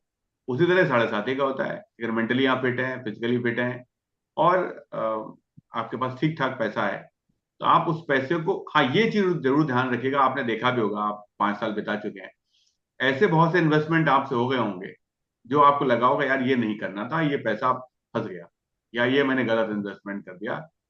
ये गलती जरूर हो जाती है जो मैंने ऑब्जर्व किया है साढ़े साथी के पास। पैसे को लेके आदमी इम्पल्सिव डिसीजन लेता है, और फिर बाद में फिर वो उसको रिग्रेट कर होता है कि यार ये नहीं होना चाहिए। लेकिन खैर वो जो कुछ लिखा है वो होना तो है ही थोड़ा बहुत। हम्म तो ठीक ये है, अच्छा इसलिए बिल्कुल बिल्कुल। आगे बढ़े तो हम। अब इसमें मान लीजिए ये ट्रांजिट जो होता है मतलब वो आज की राशि है, तो अभी जो कोई पर्सन पैदा होता है उसका साढ़े साथी में ही पैदा मतलब हाँ। जी। साढ़े यस। साथी में ही पैदा होता है, तो वो बच्चे का पहला 7 साल गड़बड़ रहता है ऐसा। बच्चों के केस में इतना प्रॉब्लमेटिक नहीं रहता क्योंकि माँ बाप के छत्र छाया में रहते हैं, इतना दिक्कत नहीं होता, थोड़ा हेल्थ अप्स एंड डाउन्स होता है, बस इतना ही मैक्सिमम एक्सपेक्टेड है। ठीक है। उनके हम्म सैटर्न उनके का केस में उनके केस में मैक्सिमम उनकी मदर को प्रॉब्लम फेस करना होता मदर को पीड़ा हो सकती है क्योंकि मून तो मदर भी तो है। अब अच्छा ट्रांजिटिंग सैटर्न ओवर मून हो गया तो मून तो मदर भी है, और आप तो ठीक हो, मे बी हॉस्पिटल में हो तो doctors hmm will take care की जिसका बर्थ हो रहा है वो ख्याल रखे, लेकिन हम्म मदर को पीड़ा हो सकती है, तबियत अप्स एंड डाउन हो गया, ब्लड प्रेशर हो गया, अच्छा कोई भी रिलेटेड कोई कॉम्प्लिकेशन, गॉड फॉरबिड ऐसा ना हो, बट हो सकता है। तो it can happen that way, बचपन में ऐसा हो जाता है। ठीक है। हम्म और साढ़े सती का एक और सूत्र ये भी है कि सैटर्न को हर एक राशि में क्लोज टू 2.5 ईयर, मोटा मोटा two and hmm half years लगता है। तो 12 राशियों को कवर करने के लिए 2.5 ईयर इंटू 12, 30 ईयर्स लगेंगे। यानी अगर किसी का जन्म साढ़े साथी में हुआ है तो 0 से 7.5, सपोज उसका शुरुआत में ही हो गया है, ठीक है, उसका मे हम्म बी मून से 12th ही सैटर्न चल रहा था, 7.5 हो गया, तो 7.5 में उसका खत्म हो गया। Next 7.5 he will, or he or she will encounter when he or she is at age of 37.5, 30 साल आप और आगे ऐड कर दो तो ये हम्म पीरियड में उसको फेस होगा। अच्छा तो हर 30 साल जो है वो पैटर्न अलग तरीके से रिपीट होंगे। अभी कैसा है कि बचपन में ही हो गया तो मदर मदर है, पेरेंट्स है, हॉस्पिटल है, बड़े बुजुर्ग हैं, वो ख्याल रख लेंगे। हम्म आप इतना सेंस भी नहीं है कि अब हम कुछ कर पाए, इतने छोटे बच्चे हो जाते हैं, तो है नहीं।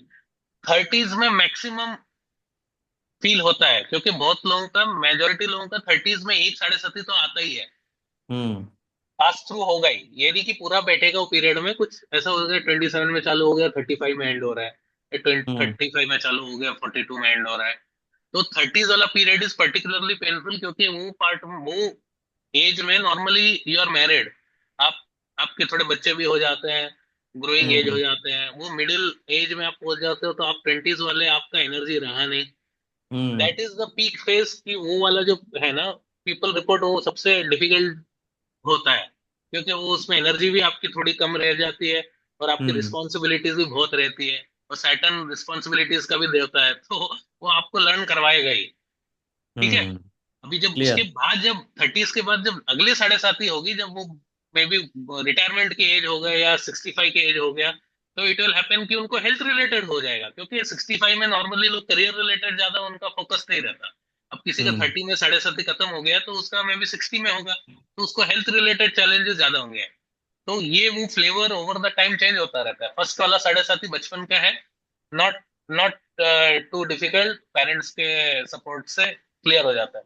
सेकेंड वाला जो है, वो आपका मिडिल एज में आता है, वो सबसे, मतलब इट कैन मेक ब्रेक तो नहीं करता है, बट इट बहुत आपका कैरेक्टर टेस्ट करेगा कि आपको कैसे मैनेज करते हो। वो फुल हम्म पेशेंस आपका टेस्ट करेगा कि भाई, आपको ह्यूमिलिटी सिखाएगा, हार्ड वर्क सिखाएगा, परसिवियरेंस सिखाएगा, और हम्म जस्ट बोलेगा कि ये तेरा समय ठीक नहीं चल रहा, यू जस्ट बी पेशेंट, धैर्य से निकालना है समय, समय निकल जाएगा, वो फिर इतना झोली भर देगा।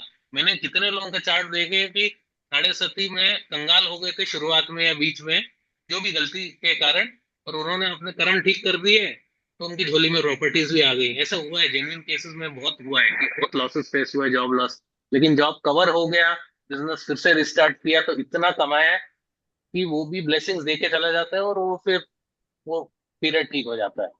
तो ये मेरा हम्म वो था, आई वांटेड टू ऐड, क्योंकि स्लाइड या में ये कवर नहीं था, तो क्लियर। इसमें जेपी जी एक बताइए। चीज मैं और ऐड करना चाह रहा था कि साढ़े साथी कब अच्छी और कब खराब है। हम्म जब आपकी लाइफ के पीक डिसीजन आपको लेने हैं, हम्म उसके आसपास साढ़े साथी नहीं आनी चाहिए।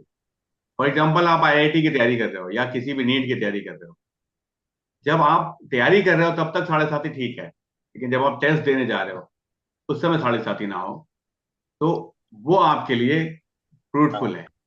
मेरा पॉइंट करेक्ट। समझने की कोशिश करिएगा कि मैं कहना क्या चाह रहा हूँ। मैं कहना चाह रहा हूँ, जैसे इस समय दीप आपका जो फेज चल रहा है, आप इस समय तैयारी करिए, ये आपके तैयारी का टाइम है, क्योंकि हर हाँ तरह से प्रेशर होगा। आप अपने कमरे में बैठ के पढ़ाई तो कर ही सकते हैं, फादर आपको पैसा भेज रहे हैं, सब कुछ कंट्रोल कर रहे हैं। जब आप टेस्ट देने जाएं, तो वो नेक्स्ट ट्रांजिट होना चाहिए सेटन का, जब आपका थर्ड ट्रांजिट होगा, वो आपके फेवर में होगा, वो आपको सपोर्ट करेगा, अच्छा कॉलेज मिल जाएगा, अच्छी रैंक वो मिल जाएगी। गेन्स मिल जाएंगे, वो आपका ट्रांजिट से गेन्स हो जाएंगे, सक्सेस, वेल्थ, सक्सेस, हम्म अगर आपका वैसा स्टेज ऑफ लाइफ चल रहा है, सक्सेस मिल जाएगा, कंपटीशन आप क्लियर कर दोगे। फेवर कोई में आ जाएंगे। और सेकंड ट्रांजिट जो होता है साढ़े साथी, वो खराब इसीलिए कहा जाता है, वो हमारी आपकी एज में आता है, जिस एज में आप हो, मैं हूं। हम्म अब ये वो जो फोर्टीज का सिंड्रोम कहलाता है ना, कि मिड फोर्टीज, कुछ एक मिड टर्म, लाइफ क्राइसिस। हाँ, हाँ मिड मिड फोर्टीज क्राइसिस। अब हम्म एक्चुअली क्या होता है, यहाँ पर अब हम जॉब में भी स्ट्रगल कर रहे होते हैं, फैमिली लाइफ में भी स्ट्रगल कर रहे होते हैं, और ऊपर से साढ़े साथी, तो मिस्टेक करने के चांस बहुत ज्यादा बढ़ जाते हैं, मिसकैलकुलेशंस हो जाते हैं, मिसअंडरस्टैंडिंग्स हो जाती हैं, और ये प्रॉब्लम को बढ़ा देते हैं। तो बस यही एक है साढ़े साथी का, जिसको हमें टेक केयर करना चाहिए। आदित्य, अब हम आगे बढ़ते हैं, हाँ नेक्स्ट हाँ, स्लाइड। नेक्स्ट स्लाइड में हम लोग जाते हैं। ये तो बस एक एग्जांपल है हाउ टू रीड अ साढ़े साथी। अभी आप देखेंगे, ये जो नेटिव का चार्ट है, इसका मून में 12 नंबर राशि है, देख रहे हैं? ठीक है। तो इसका पीक या साढ़े साथी ये जातक का चल रहा है, क्योंकि हम्म मून भी यहाँ है, और कॉन्सिक्वेंटली यहाँ, मतलब कोइंसिडेंस हो गया कि सैटर्न भी बैठा है उसके साथ, तो भारी हाँ भरकम साढ़े साथी, क्योंकि सैटर्न मून के भी ऊपर जा रहा है, राहु के भी ऊपर जा रहा है, और जो बर्थ सैटर्न है उसके भी ऊपर जा रहा है। तो जेपी जी, आप ये बताएंगे, ये वाला तो ये थोड़ा स्पेशल केस हो गया, व्हाट इज द सिग्निफिकेंस? अब इसमें एक तरह से कहना चाहिए डबल ट्रांजिट जा रहा है, डबल बैनी बैमी हो गया है इसके केस में। इसका जो बर्थ हुआ, उसका बर्थ का चंद्रमा बहुत वीक है। बर्थ के टाइम ही सैटर्न इसके साथ था, राहु इसके साथ था। उस समय भी ट्रांजिट में चंद्रमा बहुत कमजोर था जब इसका बर्थ हुआ। अब अगेन सैटर्न का ट्रांजिट उसी साइन में हो रहा है जहां पर राहु, मून और सैटर्न है। तो पहली चीज तो ये पीक साढ़े साथी है। सैटर्न का ट्रांजिट सैटर्न के ऊपर भी बहुत अच्छा नहीं माना जाता, ये भी बहुत रेस्ट्रिक्शंस देता है। और at the same time Saturn का ट्रांजिट नेटल राहु पे भी बहुत अच्छा नहीं माना जाता। तो ये बहुत ही टफ टाइम होगा, ये 2.5 साल इस पर्सन के लिए बहुत ही तरह की चैलेंजेस, चुनौतियां, परेशानियां, ये सब आएंगी। एक चीज और है जो मैं सजेस्ट करना चाह रहा था अपनी तरफ से, हम 3 ही 4 लोग हैं यहाँ पर। जितना आप अपने आप को पॉजिटिव वाइब्स के बीच रखेंगे 7.5 के दौरान, जितने आप अपने हम्म दोस्तों पॉजिटिव फ्रेंड्स के साथ रहेंगे, पॉजिटिव रिलेटिव्स के साथ रहेंगे, जितना आप अपने आप को पॉजिटिव कर लेंगे, उतनी चीजें आपके फेवर में हो जाएंगी। रीजन क्या होता है, इस कंडीशन में जो ये चार्ट है, इस पर्सन को बहुत ड्राइनेस फेस करनी पड़ेगी, रिलेशंस को लेकर, फाइनेंस को लेकर, अपने जॉब को लेकर, अपनी सर्कमस्टांसेस को लेकर। अगर ये उसमें फंस गया तो ये डिप्रेशन की तरफ भी जा सकता है, इसे हेल्थ इश्यू आ सकते हैं और तमाम तरह की परेशानी। लेकिन बिल्कुल। इसकी सराउंडिंग्स इसके फेवर में अगर हुई, जैसे होता है ना कि मैं बहुत परेशानी हूं लेकिन मेरे दोस्त मेरे साथ हैं, मेरे फैमिली हम्म के लोग मेरे साथ हैं, ठीक है, मेरा फ्रैक्चर हो गया तो मैं पड़ा हूं बेड में, वो कंडीशन अगर रहेगी तो फिर भी ये पर्सन अपने उस फेस को बहुत पॉजिटिवली क्रॉस कर जाए। अकेला नहीं होना चाहिए, 7.5 का मतलब है कि वो तुम्हें अकेले की तरफ धकेल देगी। आप कोशिश करके ये करिए कि कैसे भी करके अपनी लोनलीनेस को ब्रेक करना है, दोस्तों से मिलना है, लोगों से मीट करना है। होता है इसका जनरली उल्टा है, 7.5 के पीरियड में लोग जनरली कहीं ना कहीं ऐसी जगह फंस जाते हैं कि जहां से उनकी मीटिंग कम हो पाती है, लोगों से बात कम हो पाती है, और उस तरह की परेशानी वो फेस कर जाते हैं। इस पर्टिकुलर केस में सैटर्न का ट्रांजिट नेटल सैटर्न पे, नेटल मून पे, नेटल राहु पे, ये टफेस्ट पीरियड हो सकता है इस पर्सन का, क्योंकि इसका जो साइन लॉर्ड है जुपिटर, वो भी 12th हाउस में बैठा है, केतु के साथ बैठा है, के साथ ही चलना चाहिए। और हम्म उसका भी एस्पेक्ट उस हाँ पर पड़ा जी। हुआ है। तो तो वो इस तरह से देखा जाए तो ये बहुत ही टफेस्ट फेज इस पर्सन के लिए है। और इसमें क्योंकि ये छठे हाउस में है तो इनके मतलब हेल्थ पे सबसे ज्यादा प्रॉब्लम होगा। Mental health, physical health also. Hmm इसमें इनकी मेंटल हेल्थ, फिजिकल हेल्थ, मामा के परिवार पे, ननिहाल की साइड पे, जॉब पे, सर्विस इंडस्ट्री पे, लोन रीपेमेंट पे, किसी को पैसा दिया है वो रीपेमेंट पे, इन सब पे बहुत इम्पैक्ट है इस समय। इन सब चीजों का इनको विशेष ध्यान रखना है। हम्म सर ने सही बोला, जेपी जी ने, यही सूत्र है कि अ, साढ़े सती में, अभी मैं आपको एक अलग तरीके से समझाता हूँ कि मून है ना, moon is always happy with people around. लेकिन अगर हम्म सैटर्न उसके ऊपर से ही चला जा रहा है तो वो हाँ आपको आइसोलेट कर देगा। देखिए सोलर सिस्टम में आप देखेंगे कि सैटर्न सबसे दूर का प्लेनेट है, वो खुद ही आइसोलेटेड है, हाँ वो किसी के साथ नहीं है। बाकी सब प्लैनेट थोड़े आसपास है, थोड़ा जुपिटर ठीक है वो थोड़ा दूर पड़ जाते हैं, दैट इज ओनली एक्सेप्शन। लेकिन मर्क्यूरी वीनस, आप सोलर सिस्टम भी देखेंगे सब आसपास ही है, मर्क्यूरी सब पास पास है। है। हाँ, लेकिन सैटर्न एकदम दूर है, आइसोलेट। तो हाँ ये वही है कि आपका मन को आइसोलेट कर देगा। तो हम्म सर ने सही बोला कि जहां भी आप, आपका ये फेज एनकाउंटर हो रहा है, यू बी विद पीपल।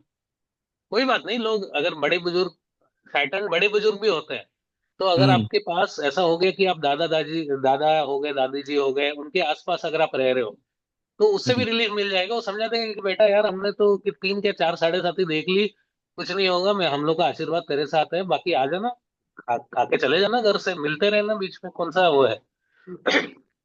तो इससे बहुत फर्क पड़ता है इफ यू मीट पीपल, ये प्रैक्टिकल चीजें हैं। हम्म मून के ऊपर जा रहा है तो यू बिकम, केतु का भी ट्रांजिट हो जाता है मून के ऊपर, आप आइसोलेट हो जाते हो पूरे, किससे बात नहीं करते हो। योर फ्रेंड्स, देखो फ्रेंड्स का तो कैसा है कि वो थोड़ा हाई हेलो वाला है, और कभी नहीं मिलोगे तो दे डोंट बॉदर, लेकिन फैमिली तो फिर भी आपके साथ है। तो मेक श्योर हम्म कि फैमिली से कांटेक्ट बनाए रखें।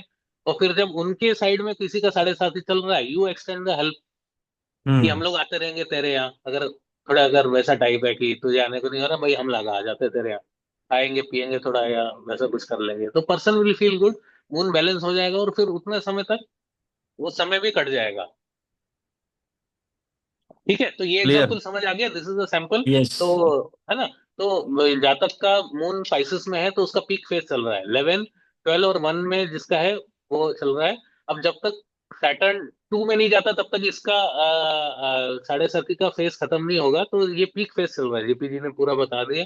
हेल्थ हम्म रिलेटेड हो गया, मेंटल थोड़ा वो चैलेंजेस बहुत होंगे, टेंशन प्रेशर्स तो होंगे ही। तो ये है। तो दिस स्लाइड इज क्लियर, आपको एग्जांपल यस। समझ आ गया? हाँ ठीक है, हम यस लोग क्लियर। नेक्स्ट उसमें चलते हैं। हाँ सर ये सैटर्न का ढैया आप बता देंगे, ये उसका छोटा भाई है प्लीज। भैया जो शब्द है वो 2.5 ईयर के पीरियड को सिग्निफाई करता है। 7.5 का मतलब होता है 2.5 के 3 टर्म, सैटर्न मून से एक हाउस पहले, मून के ऊपर, और मून से एक हाउस आगे। तो 2.5 3 तबक्के या 3 पीरियड सैटर्न के मून के आसपास जब निकलते हैं उसको हम 7.5 बोलते हैं। फिर जैसे मैंने कहा कि जब थर्ड जाएगा मून से तो वो अच्छा पीरियड होगा। जिस जिस फेज में आप हैं उसका नेक्स्ट ट्रांजिट जब सैटर्न का होगा लगभग 27, मिड 27 में जाके, तो वो 2.5 साल आपको अच्छे मिलेंगे, जिस पीरियड में आपको सब कुछ अच्छा अच्छा अच्छा होगा। अच्छा अच्छा का मतलब है कि अपॉर्चुनिटीज आपको मिलने लगेंगी, आपके आस सराउंडिंग पॉजिटिव हो जाएगी, आपके रिलेशन अच्छे हो जाएंगे, आप अच्छे इन्वायरमेंट में पहुंच जाएंगे। उसका जो नेक्स्ट ट्रांजिट होगा वो फोर्थ ढैया कहलाता है। कंटक शनि भी शायद कहते हैं उसे, कंटक ढैया भी कहलाती है। फोर्थ हाउस अगर आप कालपुरुष की कुंडली में देखें तो सुख स्थान माना है। तो जैसे ही सैटर्न उसमें जाएगा तो फिर वो उसी प्रेशर के अंडर आपको लेके आएगा कि आपने जो अभी तक अच्छा टाइम देखा था, अब कुछ चेक एंड बैलेंस लगाए जाएंगे, फिर से आपको देखा जाएगा आप 2.5 साल में क्या अच्छा या बुरा किया। वो पीरियड भी बहुत अच्छा नहीं माना जाता, लेकिन ये पीरियड प्रॉपर्टी परचेज के लिए, अपना घर परचेज करने के लिए, घर से संबंधित चीजें करने के लिए अच्छा माना गया है। इस पीरियड में आपको ऐसे अपॉर्चुनिटीज मिलेंगे जिसमें आपको कोई नया घर लेना है या घर लेने की आप प्लानिंग कर रहे हैं। फॉर एग्जाम्पल आप अभी से कोई प्लानिंग कर रहे हैं घर लेने की, तो वो आप देखेंगे तो वो उस पीरियड में जाके फ्रक्टिफाई हो पाएगा, क्योंकि मेंटल प्रेशर तो आप पे हो गई, वो आप नहीं बचा पाओगे। लेकिन एक सेंस ऑफ कहना चाहिए अचीवमेंट आपको मिल जाएगा कि मैंने एक प्रॉपर्टी बना लिया, मैंने कुछ ऐसा कर लिया जो मैं बहुत दिनों से करना चाह रहा। लेकिन हाँ, सैटर्न का फोर्थ ट्रांजिट जो होता है मून से, वो बहुत अच्छा नहीं होता। वो मेंटल प्रेशर एक तरह से वही 7.5 का प्रेशर आपको महसूस होगा जो आपने अभी 2 ट्रांजिट से पहले महसूस किया था, लेकिन उससे कम। और जो अच्छी चीज होगी, प्रॉपर्टी खरीदने के लिए, घर रेनोवेट करवाने के लिए, मतलब खर्चा करने का टाइम है टेक्निकल। तो खर्चा आप किस पे करोगे? फोर्थ हाउस, फोर्थ हाउस होता है घर, फोर्थ हाउस रेनोवेशन, उस पे आपको खर्च करने का ये अच्छा टाइम होता है। जैसे ट्रांजिट आप का ट्रांजिट का ये रूल है कि अगर आपका बर्थ मून से चौथा जा रहा है तो सूत्र के हिसाब से टेंशन प्रेशर्स होंगे, ठीक है, चेंज ऑफ प्लेस होगा, प्रॉपर्टी रिलेटेड टेंशन होंगे आपको। तो जेपी जी ने सही बोला, जब आपको टेंशन लेना ही है तो प्रॉपर्टी में ही लेके अपना खत्म करो मामला। Buy property if the finances permit, मैं तो वही बोलता हूँ। अगर आपका जो चेंज ऑफ लोकेशन इंडिकेटेड है ही है तो कर लो, या अगर आपका प्लानिंग है तो कर लो, स्पाउस के साथ डिस्कस करके प्लान आउट कर लो।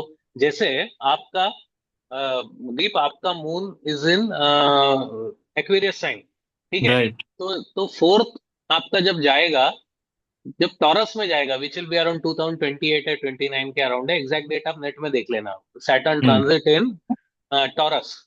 तो हम्म। वो पीरियड आएगा तो यू शुड बी प्रिपेयर्ड। तो जो उसके पहले वाला पीरियड है ना, वो जो अच्छा जाएगा आपका हम्म। थर्ड में, हम्म।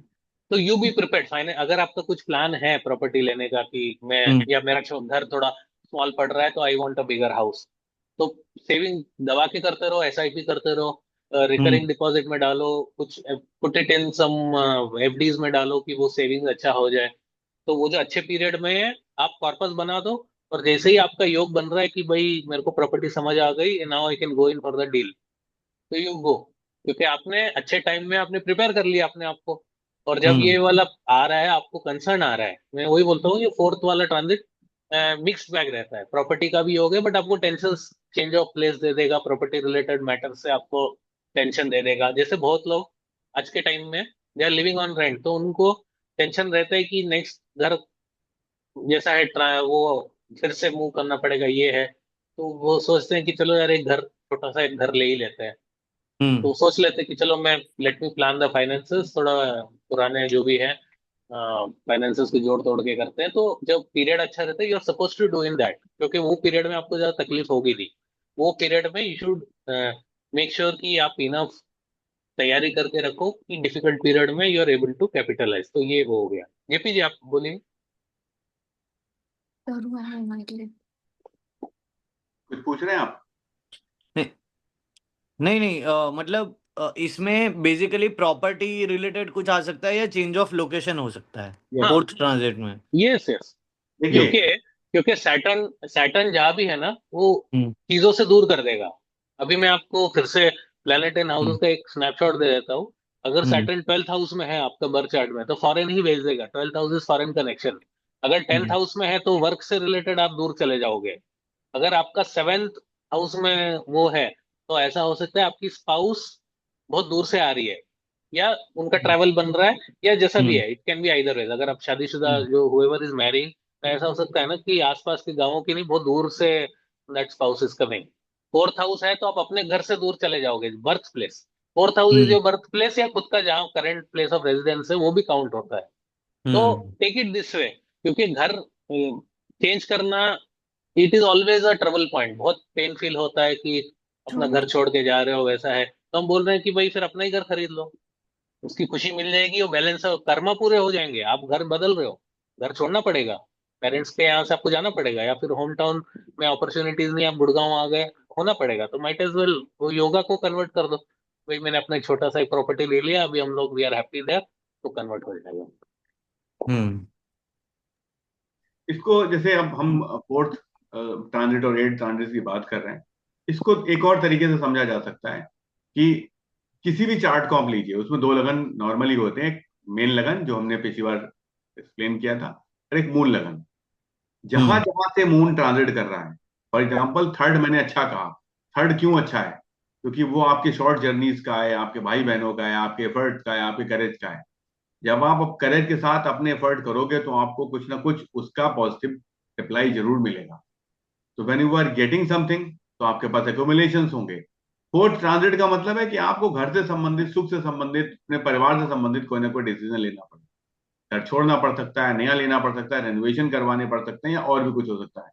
तो तरीका समझने का ये है कि हम क्योंकि अब खर्चे की तरफ बढ़ रहे हैं, घर से संबंधित खर्चे की तरफ बढ़ रहे हैं, तो हम घर में कुछ ऐसा एड ऑन करें जो हमारे लॉन्ग टाइम तक साथ रहे। फॉर एग्जाम्पल कुछ रेनोवेट करवाया, कुछ हमने हाउस होल्ड परचेज किए जो हमारे लग्जरी को, हमारे स्टैंडर्ड को इंक्रीज कर रहे हैं, हमारी जो क्वालिटी ऑफ लाइफ को एड ऑन कर रहे हैं। उसी तरह से फिफ्थ जाएगा, तो वो पॉजिटिवली अगर देखें तो विद्या बुद्धि संतान पे कंट्रोल करेगा या उसको बढ़ाने में मदद करेगा। सिक्स जाएगा तो सर्विस रिलेटेड चीजें होंगी, लोन है, बैड लोन है, अच्छे लोन है, आपको हॉस्पिटलाइजेशन है, इस तरह की चीजें को वो इम्पैक्ट देगा। सेवंथ जाएगा तो अगेन वही है कि वो पार्टनर, स्पाउस, आपके रिलेशंस, आपके प्रमोशंस, आपके जॉब से रिलेटेड इवेंट्स को इंडिकेट करेगा। एट्थ क्यों खराब माना गया है? क्योंकि आठवें हाउस को डेथ हाउस भी माना गया है, बोला गया है, पाताल हाउस बोला गया है, कुआं बोला गया है। तो आप कुछ एक्सपेक्ट नहीं कर सकते, कुछ प्रिडिक्ट नहीं कर सकते एग्जैक्टली यहाँ पे होगा क्या। इसीलिए ये कहा गया कि अष्टम ढैया साढ़े साथी से भी कभी कभी बहुत खराब होती है, क्योंकि आप प्रिडिक्ट ही नहीं कर पा रहे होते हो कि उसमें एग्जैक्टली होगा क्या। इसको समझने और इसको प्रिडिक्शन देने के लिए आपको अपना लगन देखना पड़ेगा। मून से आठवां तो वो जा ही रहा है, अब आपके लगन से वो कहाँ जा रहा है, उससे संबंधित जो भी एरिया ऑफ लाइफ है, उससे संबंधित इवेंट इस पीरियड में होंगे। इसके लिए भी थोड़ी तैयारी पहले से करनी चाहिए। अगर आपको मालूम है हमारा आठवां सैटर्न का ट्रांजिट आने वाला है, तो be prepare for that, go to the consultant, जिससे कि आपको वो सही डायरेक्शन दे पाए, सलाह दे पाए, और आप उसी चीजों को समझ लें कि भाई इसको हम कैसे कर सकते हैं। क्योंकि अगर हेल्थ इश्यू आने वाले हैं, तो हेल्थ इश्यू कभी भी, बड़े हेल्थ इश्यू की बात मैं कह रहा हूँ, मैं मेडिकल फील्ड में ही हूँ और उसमें रहा हम्म हूँ, तो बॉडी आपको सिम्टम देने शुरू कर देती है, हम इग्नोर कर रहे होते हैं। ऐसा कभी नहीं होता 34 साल के आदमी को एकदम हार्ट अटैक आए, वो उसको इग्नोर कर रहा है, वो पहले से बॉडी कुछ ना कुछ उसको जरूर सिम्टम दे रही है कि भाई ऐसा होने वाला है, ऐसा होने वाला है, या जो भी एक नॉर्मल सिम्टम्स होते हैं। क्योंकि उस एज में हम इग्नोर करने की हैसियत में होते हैं, कैपेसिटी होती है, हम कर देते हैं। हमारे साथ भी ऐसे बहुत हुआ कि डॉक्टर्स होके वो 44 साल की उम्र में, 45 साल की उम्र में, और ऐसे ऐसे केस हुए कि हम मतलब लोग कंट्रोल नहीं कर पाए और डेथ हो गई।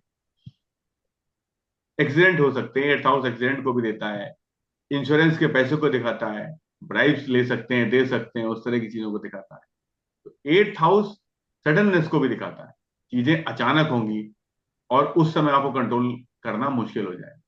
इसीलिए फोर्थ ट्रांजिट और 8th ट्रांजिट को स्पेशल बोला गया है क्योंकि 7.5 में तो फिर भी 11th ट्रांजिट के बाद 12th ट्रांजिट आ रहा है मून से। 11th ट्रांजिट बहुत अच्छा गया था, उसके बाद 3rd ट्रांजिट बहुत अच्छा जाएगा। ये जो आप 7.5 जिस फेज को फेस कर रहे हैं, इसके पहले वाला 2.5 साल बहुत अच्छा गया होगा, इसके आगे वाला 2.5 साल बहुत अच्छा जाएगा। लेकिन 4th में ये विंडो नहीं मिल रही है, 8th में ये विंडो नहीं मिल रही है कि 7th बहुत अच्छा है, 9th बहुत अच्छा है। नहीं, ऐसा नहीं है। नहीं, 9th में तो आपके खर्चे बढ़ जाएंगे। पैसे बढ़ जाएंगे। 7th में भी वही होगा कि हाँ पैसा आता रहेगा लेकिन मेंटल टेंशन बहुत रहेगा, क्योंकि 7th एस्पेक्ट से वो मून को देख रहा है। हाँ, वो लगन या मून को ही वो एस्पेक्ट कर रहा है, तो फुल प्रेशर वो पास ऑन कर देगा। तो बात ऑन कर देगा। तो जो मोटा मोटा समझने का है वो 7.5 का यही है कि 7.5 से लोग ज्यादा डरते हैं। मुझे लगता है जो ढैया 4th और 8th है उस पर ज्यादा फोकस करना चाहिए, वो आपके लिए और परेशानी का टाइम हो सकता है।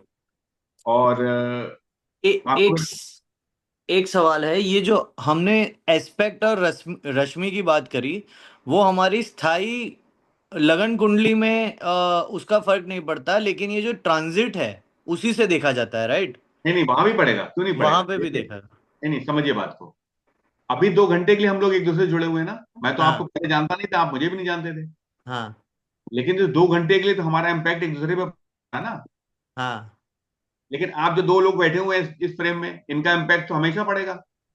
अच्छा, समझ आप गए, समझिए ना उस वक्त। अब समझ गए। वो नॉर्मलाइज हो गया है साइंस की भाषा में। वो आप एक दूसरे पे जो इम्पैक्ट डाल रहे हो वो नॉर्मलाइज हो गया, आप नॉर्मल लाइफ जी रहे हो। लेकिन इस समय जो हम कर रहे हैं, क्योंकि ये 2 घंटे का विंडो है, इसलिए वो आप। ट्रांजिट है। हाँ, बस ये ट्रांजिट। इसे समझ गए। अब ये नहीं हो सकता कि आपका वाइफ का आपको इम्पैक्ट ना पड़े और हस्बैंड का इम्पैक्ट आपकी वाइफ पे ना पड़े। होगा, लेकिन क्योंकि वो नॉर्मलाइज हो चुका है इसलिए वो महसूस एग्जैक्ट अभी नहीं हो रहा है। अच्छा, समझ गए। अभी पिन लगेगी तो अभी पता चल जाएगा, और एक कील घुसी होगी बहुत दिनों से, तो हो सकता है वो दर्द आप एडजस्ट कर, ये कहने। हम्म, समझ गए। आदित्य, मुझे लगता है कि अच्छा ठीक है, एग्जाम्पल है, ठीक है, इसे ये तो देखते हैं। बस एग्जाम्पल है। तो हम्म, आप देख सकते हैं मून ये जातक का 9th साइन में है, ठीक है। हाँ। तो 9, 10, 11, 12 पाइसेस में अभी सैटर्न का ट्रांजिट है। तो ये जो पर्सन है इसका, एक तो है कि दैया भी चल रही है, कंटक दैया 4th, क्योंकि मून से 4th है, 1, 2, 3, 4। और ओवर ये राहु इनका 8वें घर में बैठा हुआ है बर्थ चार्ट का। तो बर्थ चार्ट के ऊपर भी सैटर्न का ट्रांजिट चल रहा है, तो ये दोनों इफेक्ट दे देगा। नहीं, इसकी इसकी धैया क्यों चल रही है? क्योंकि अभी 11वें घर में है, राइट? अरे, नहीं नहीं, 12वें घर में है 11वें का आप मून सैटर्न। से तो देखिए ना, मून मून से अपने को ढैया और ये देखनी है। तो मून मून जहाँ है अच्छा, ये देखिए, मून मून आपके, नाइन मून अच्छा। इज, मून 9th का है। तो 9, पास्ट 10, 11, 12, तो सैटर्न यहाँ है ट्रांजिट में, ये तो बर्थ चार्ट है, हम्म। ठीक है। तो ये मून से तो 4th हो गया, और ये घर में राहु भी बैठे हुए हैं, तो राहु के ऊपर भी जा रहे हैं। तो this is a period of lot of stress, tensions, job related difficulties, अच्छा, मून प्रॉपर्टी। मून मून से ट्रांजिट देखना है तो मून को एंकर पॉइंट मान के फोर्थ हाँ, आप ये जो देखना 9 है। राशि इसको यहाँ कर दो, रोटेट कर दो चार्ट को, और फिर से वही प्लैनेट्स को वही ऑर्डर में आप डाल दीजिए, और समझ फिर गए। देखिए वो चार्ट को। वो बहुत सिंपल है, इट इज नॉट वे वो ये जो 7.5 और ढैया मून से ही देखते हैं, लगन से भी इफेक्ट होता है, बट आपको मून जहाँ है उससे ही आपको उसकी रिलेटिव पोजिशनिंग निकालनी है। आप ऐसा समझ नहीं गए। निकाल, विदाउट मून का आप बता नहीं सकते हो किसका क्या है। तो जिसका भी मून सेजिटेरियस में है, आप आंख बंद करके बोल सकते हो उसकी ढैया चल रही है। तो अभी जब ये मून सॉरी सैटर्न सिंह राशि में आ जाएगा तब इसकी अष्टक दैया आ जाएगी, राइट? नहीं, सिंह राशि का जिसका मून है उसका भी अष्टक दैया चल रहा है, जिसका मून ही 5th हाउस 5th में है। ये सपोज यहाँ जहाँ नहीं, 5 लिखा हुआ आपका है। आपका काउंटर नहीं दिखा। अच्छा, एक मिनट, मैं फिर से एक बार शेयर कर देता हूँ, वो थोड़ा हैंग हो गया था।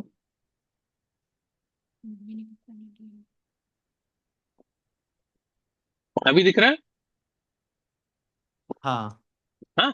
तो अभी किसी का अगर मून ही नंबर 5 में है, यहाँ नहीं है, लेकिन अगर हम्म, मून ही 5 नंबर हाँ का है, हाउस कुछ भी हो जाए, तो उससे हाँ। तो 8th होगा ना, 1, 2, 3, 4, 5, 6, 7, 8। वन आप समझे टू कि नहीं? इट कैन ये रूल है कि भाई जिसका भी सिंह राशि का मून है उसके लिए अष्टक ढैया चल रहा है, और जिसका अच्छा, सेजिटेरियस का मून है उसका मतलब कंटक ढैया चल रहा है, फोर्थ हाउस। समझ गए, समझ मेरा गए। मेरा अष्टक दैया चल रहा है, 5th में हाँ, मून है। और जिसका भी वो भी नंबर 11th। 5 राशि में नंबर 5 लिखा रहेगा उसमें मून है, कोई भी आप चार्ट उठा के देख लीजिए, उसका फिर हाँ। अष्टक ढैया ही चल रहा है, for sure you can say, बिना आप वो किए कर सकते हो। और जब अगला ट्रांजिट आएगा तो आप बोल सकते हो कि भाई जिसका कन्या का मून है अगला ट्रांजिट में, कन्या का वो है, तो उसके लिए फिर तभी दिस विल बी, जहाँ जुपिटर मतलब हम्म। यहाँ जहाँ 1 नंबर है वहां सैटर्न जाएगा तो उसके लिए 8वां ये हो जाएगा। हम्म। और अष्टक दैया के बाद नहीं, 9th। का 2.5 साल ठीक होते हैं? वो वाला पीरियड जो है वो फिर हो जाएगा कि मून से 9th जा रहे हैं, तो एक्सपेंसेस ज्यादा हो जाते हैं, आप अपना खर्चे थोड़े बढ़ा के रखेंगे, थोड़ा लग्जरी में स्पेंड करोगे, हम्म। तो वैसे ठीक ठाक है, बट यू विल एक्सपीरियंस की बैंक बैलेंस थोड़ा कम हो रहा है उसमें, खर्चे बढ़ हम्म। जाते हैं, तो it is better you prepare for it. मैं तो हमेशा ही देखिए, बोलता हूँ। मोटा मोटा समझिए, सैटर्न कहीं पे होगा तो कहीं ना कहीं से थर्ड भी होगा, कहीं से 11th भी होगा, किसी न किसी हाउस से।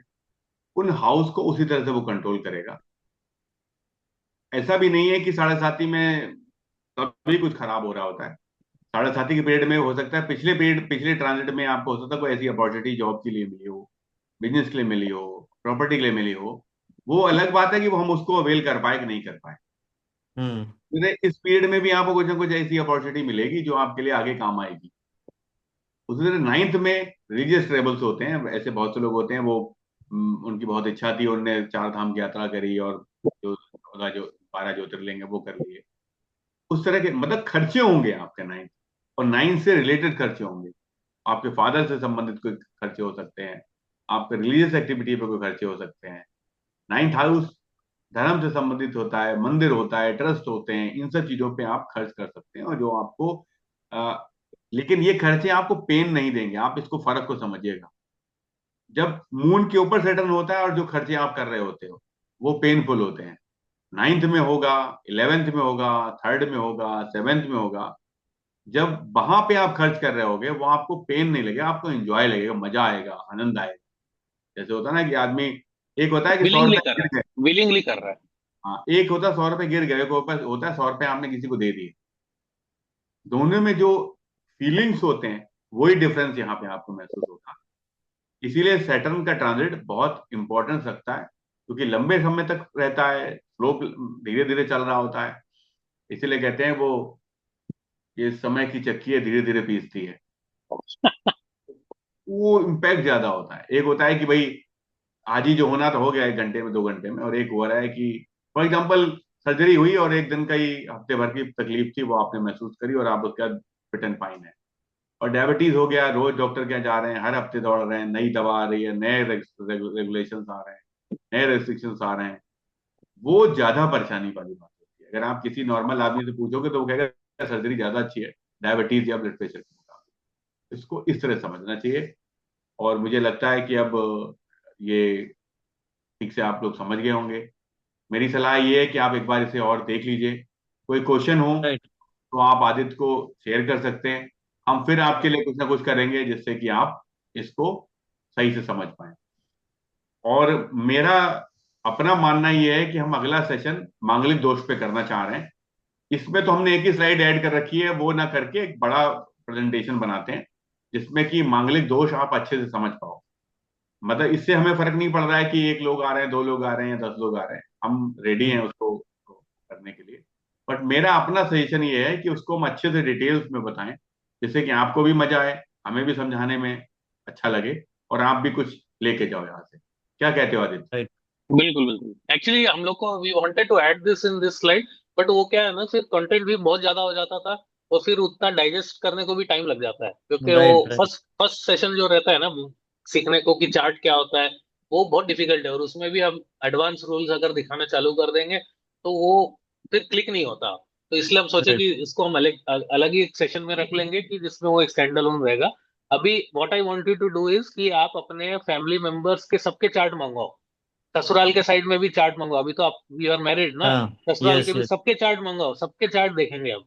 यू हाँ। You become the smart one कि मैं बताऊंगा क्या है, और अब ये जो रूल्स हमने बताए हैं इसको हाँ। आप टेस्ट करो, पास्ट का भी आप हाँ टेस्ट कर सकते हो, नॉट नेसेसरी आपको हाँ फ्यूचर का ही करना है। जिसका अगर पीरियड चला गया है वो भी तो हाँ पूछ सकते हो कि भाई क्या है। किसी का अगर मून से 8वीं राशि में था तो उसका 2016 से 18 वाला पीरियड कैसा गया उसका, वो वाला पीरियड मेन पीरियड है साढ़े सती वाला, वो कैसा गया है वो आप पता कर सकते हो। उससे पूछ लेना राइट। कि भाई तेरा ये पीरियड था, और घर देख लेना, घर का भी मैंने जो स्लाइड्स हम्म हम लोग ने इंक्लूड किए वो रिलेटेड होगा। फ्लेवर आप डाल के पूछ लो कि क्या तेरे मदर से रिलेटेड कोई, मम्मी का तबीयत खराब हो गया या जो भी है ऐसा हो गया। देखिए, अपना आप दोनों का चार्ट तो आप ले लो, वो तो आपके पास है, बट आप जितना आप चार्ट्स देखेंगे और रूल वेरीफाई करेंगे ना उतना आपको सही लगेगा, क्योंकि नॉट नेसेसरली कि सब रूल्स आपके चार्ट में ही फिट होंगे भी राइट। नहीं। आप हाँ जितने चार्ट अपने फ्रेंड, फैमिली, रिश्तेदार, नेबर्स सबके आप देखोगे ना उतना आप डेवलप कर पाओगे। और वैसे ऐसा आप लें कि जो 25 के अबव रहे, क्योंकि वो पूरा वो साइकिल देख चुके रहेंगे। 30 हम्म अबव, एक 30 बार टू तो देख। 40, और थोड़े बड़े होंगे तो और भी बेटर है। 40 to 50 तो उन्होंने तो पूरा ही देख लिया रहेगा। राइट राइट 30 to 50 अगर आपको चार्ट्स मिले तो जरूर देख के इमीडिएट वेरीफाई खटाखट आप बोलना चालू करो कि भाई ये वाला पीरियड 16 से 18। एंड वंस आप वो रूल्स वेरीफाई हो रहे हैं ना, देन आपको रूल्स याद भी आ जाएंगे। हाँ ये प्रैक्टिस पे है, जितना प्रैक्टिस करेंगे। प्रैक्टिस नहीं, वो जस्ट ऑब्जर्वेशन आप देख लिया, हाँ हम्म इस तुम्हारा तो ऐसा चल रहा था ना 16 से 18 कुछ हुआ, बताना क्या है, तो बोलेगा हाँ ऐसा तो, पहले बोलेगा नहीं नहीं याद नहीं आ रहा, फिर बोलेगा हाँ ऐसा तो मैंने फेस किया था। तो हम्म जितना आप उसको देखते रहोगे न्यू चार्ट्स को, फैमिली फ्रेंड्स के सबके चार्ट्स मंगा के देखो, ask them the relevant question जो भी स्लाइड रिलेटेड है, सब आप ये थोड़ा होमवर्क ही आप लोग कर लो फैमिली फ्रेंड से। Sure sure. और आप भी अपने, आपकी मिसेस को भी मैं बोलूंगा वो भी अपने साइड से सबसे चार्ट मंगवा दे, वो ब्रदर का, इसका उसका, सबके साइड से, मामा जी, ये वो सबका आप बोलो कि and you become the smart जीजा जी, अगर आप वो तो आपका हम ऑलरेडी देख चुके हैं। वो हाँ तो हम ऑलरेडी देख रहे हैं। बाकी वही, इमीडिएट वाले के तो ऑलरेडी देख रहे हैं। बिल्कुल आप 15-20 चार्ट्स आप देखेंगे ना, आपको रूल्स इतने सटीक आपके मैच होंगे ना, तो इट विल बी हाँ वेरी गुड फॉर यू। तो या दिस वाज आवर सेशन। आपका फीडबैक क्या है, प्लीज शेयर विद अस। नहीं, I think first of all thank you ये सिखाने के वेरी लिए, क्योंकि ऐसे कोई सिखाता नहीं है, आपने ये इनिशिएटिव लिया वही बड़ी बहुत बड़ी बात है हमारे लिए। And I think it is really helping us, inspiring अस कि ये सब चीज़ें भी इम्पोर्टेंट होती है। और इससे मतलब ये ज्ञान भी इम्पोर्टेंट है, और इससे हम हमारे खुद को ही बेटर कर सकते हैं कहीं ना कहीं। और and thank you for taking this up first of all. तो बहुत अच्छा लगा। और कुछ भी हमें डाउट आएंगे तो will reach out to you for sure. Definitely definitely, मेरा नंबर तो है आपके पास, हाँ जी। प्लीज जब भी आपको जी लगे कुछ भी क्वेरी है आप जरूर पूछें। श्योर। और बहुत अच्छा लगा हमें, मतलब और इससे काफ़ी हमें चीज़ें वो भी मिल रही है कि अब थोड़ा हाँ समझ आ रहा है तो हम बेटर क्वेश्चन पूछ पाएंगे। तो I think thanks a lot for this.